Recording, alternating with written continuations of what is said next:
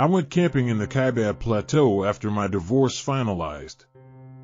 Nothing dramatic, no cheating, no fights, just silence, distance, and a decade of slowly becoming strangers.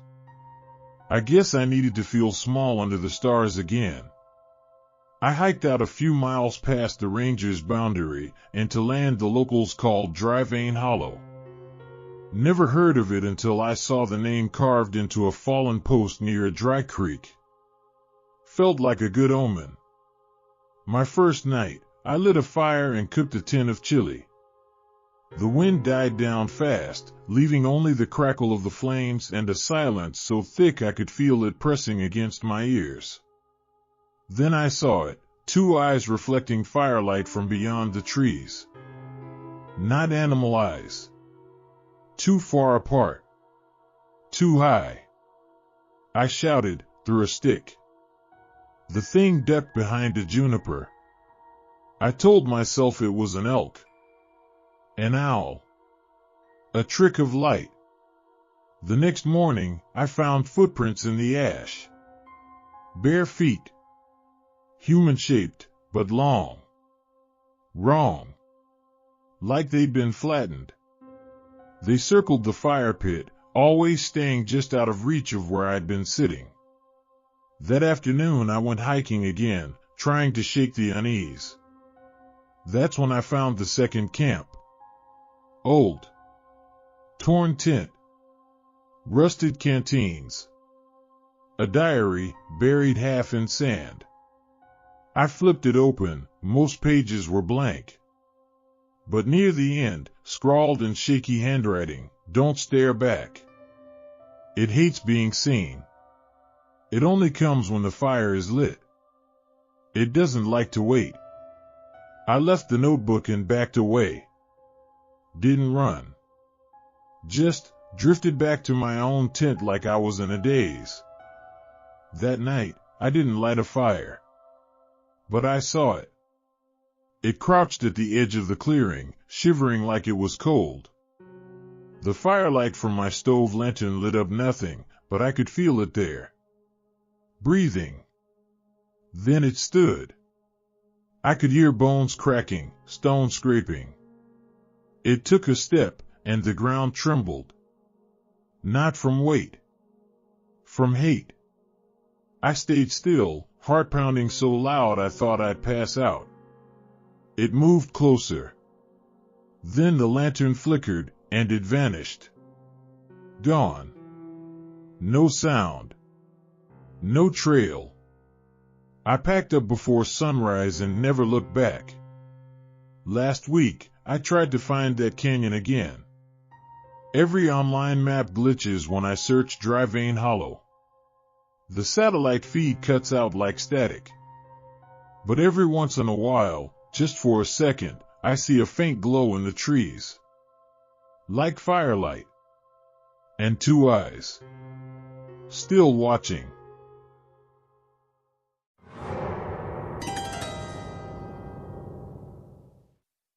I drive a repo truck for a living. Mostly deadbeat pickups, boring stuff. But sometimes, we get weird ones, abandoned vehicles in desert towns, cars that don't match DMV records, vents that come back no such entry. 3 months ago, I was sent to a junkyard in Arizona to pick up a '79 Plymouth Satellite. Owner dead. No heirs. Scrap ready. The place was ancient. Dust blew in waves. The sign above the gate read, "Bay 6 open, asked for Jesse." I walked in, called out, but no one answered. The car was there with gray primer, sun-baked, rear window shattered. Keys were already in the ignition. That's when I noticed the license plate, JSE 666. I chuckled. Real subtle, Jesse. I hooked it up and signed the log sheet in the office trailer, one of those carbon copy ones. But the page above mine was dated 1978. Same car. Same plate. Same signature, J. Rhodes. As I was leaving, the radio in my truck sputtered to life. Crackled. Then I heard a voice, raspy, close. You picked up the wrong one. I stopped. The rear view showed something moving in the towed car. Just a flicker. Like someone ducking out of sight. I got out, walked back, opened the door. Empty. But the seat was warm. And there was something carved into the dashboard, so shallow it was barely visible. Let me go back. I unhooked the car. Just left it there in the dirt. 3 hours later, dispatch told me the job was canceled. No record of a repo order. No file. Nothing. And that junkyard? It burned down in 1984. But the strangest part? I checked the cab when I got home. The carbon copy of the log sheet I signed was still on my clipboard. Beneath my signature was another one. Same handwriting. Same name. Dated 3 days after I was born.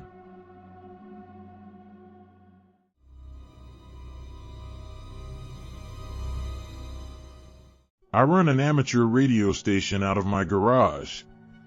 Shortwave, ham bands, encrypted military signals, mostly just listening in. My way of relaxing. Keeps me connected to the noise of the world. 2 weeks ago, I started picking up something strange on 18.6 megahertz. Weak signal, barely audible. No call sign. Just static, interrupted by bursts of whispering. At first I thought it was interference, skip reflections from overseas. But then I decoded part of it using phonetic narrowing. It wasn't random. It said, "Are you there? Please, we're still inside." I thought it was a prank. Or maybe a coded art project. People do weird stuff on the airwaves. But then the signal started following me. I switched bands, frequencies, even swapped antennas. Didn't matter. The whispers always came back. And the voices started calling my name. At night, I hear them through the walls, even with the radio off. Always muffled, like they're speaking through cotton. Or dirt.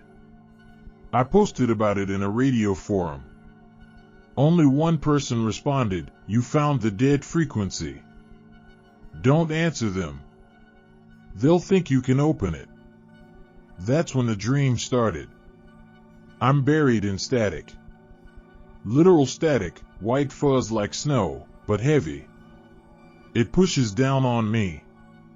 In the dream, I can hear others around me, whispering the same thing, "We called once too." Last night, I finally transmitted back. Just a single word, "Hello." Everything went silent.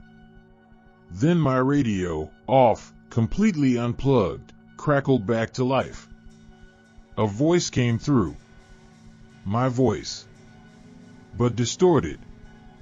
"We're here now." The basement light flickered. Something shuffled in the crawl space.